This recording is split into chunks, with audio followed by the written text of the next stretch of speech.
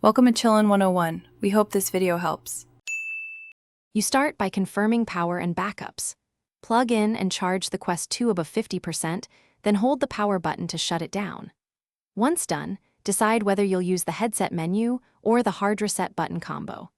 Make sure you know the Oculus account associated with the device because reset clears local data. However, cloud saves often remain. If you prefer speed, prepare to use the volume and power buttons for the factory reset method explained next. Now perform the reset using the headset buttons. With the Quest off, press and hold power and volume down simultaneously until you see the boot menu. Use the volume buttons to navigate to factory reset and press power to confirm. This wipes local data and returns firmware settings to defaults, so make sure charging remains stable during the process. Be patient.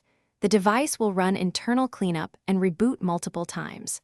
Once it finishes, the headset will show the initial setup screen ready for pairing.